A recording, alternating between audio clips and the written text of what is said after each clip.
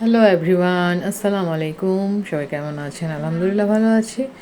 তো দেখুন আমাদের আজকে রাতের খাবার শুধু ভর্তা আর ভর্তা। তো আমি এই ভর্তাগুলো কীভাবে বানিয়েছি আপনাদের সাথে একটু শেয়ার করছি। তো আমি প্রতিদিন এমন ব্লগ ভিডিও দিয়ে থাকি। আমার অনেক ভালো লাগে যেহেতু আপনারা দেখেন এবং সুন্দর সুন্দর গঠনমূলক কমেন্ট করেন। তো এই ভর্তাগুলো সবাই বানাতে পারেন, তারপরও এভাবে নিজের হাতে বানিয়ে খেলে সত্যি খুব সুস্বাদু হয় এবং খেতেও টেস্টি লাগে। আর অনেকগুলো ভাত মাশাল্লাহ খাওয়া যায়।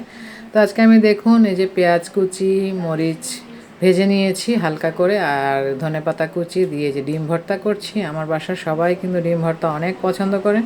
তো আমি কিন্তু কিছুদিন পর পরই এভাবে ডিম সিদ্ধ দিয়ে ডিম ভর্তা তৈরি করে থাকি। এমনি ডিম খাওয়ার চেয়ে আসলে এভাবে ভর্তা করে যদি খান তাহলে রুচিও হবে, আর বাচ্চারাও কিন্তু অনেক পছন্দ করবে। অনেক সময় দেখা যায় কি বাচ্চারা কিন্তু এরকম ডিম খেতে চায় না সিদ্ধ করে দিলে, তখন তাদেরকে যদি এভাবে প্রসেস করে দেন তাহলে দেখবেন তারা অটোমেটিকলি খেয়ে ফেলবে। তো যাই হোক, আমার বাসার সবাই ডিম ভর্তা অনেক পছন্দ করে। তো আমি আজকে ডিম ভর্তা বানাচ্ছি আর আপনার সাথে গল্প করছি। সত্যি আমার অনেক ভালো লাগে।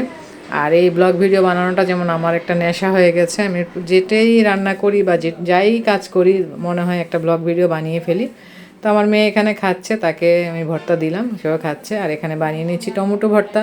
তো টমেটোগুলোকে আমি হালকা ভেজে নিয়েছি, ভেজে বলতে একটু সিদ্ধ করে নিয়েছি, তাওয়ার মধ্যে একটু টেলে নিয়েছি আর কি। আর এতে করে পেঁয়াজ কুচি, আবারও মরিচ, আর দিয়ে দিলাম ধনেপাতা কুচি। তো এগুলো দিয়ে ভর্তা খেলে আসলে খুব ভালো লাগে। আর যেহেতু এখনও শীত যায়নি, হালকা হালকা শীত আছে, তো শীতের মধ্যে এরকম ধনেপাতা দিয়ে ভর্তা খেতে কার না ভালো লাগে বলুন। আর আজকের এই টমেটো চাটনিটা সত্যি অনেক মজা ছিল। এটা ভর্তা বললে ভুল হবে, এটা একটা চাটনি। তো আমি ওকে দিচ্ছি আর বলছি যে সে টেস্ট করে দেখুক যে আমার আজকের ভর্তাটা আসলে কেমন হয়েছে। তো সে খাচ্ছে আর টেস্ট করে বলছে আম্মু অনেক মজা হয়েছে। তো যখন কেউ খাবার খেয়ে বলে অনেক মজা হয়েছে তখন কিন্তু সত্যি অনেক ভালো লাগে। তো যাই হোক, সে খাচ্ছিল। এদিকে ছোটো মেয়ে বলতেছে তাকে চানা ভেজে দেওয়ার জন্য, যে চানা বুট বাসায় ভেজে দেওয়ার জন্য বলছে।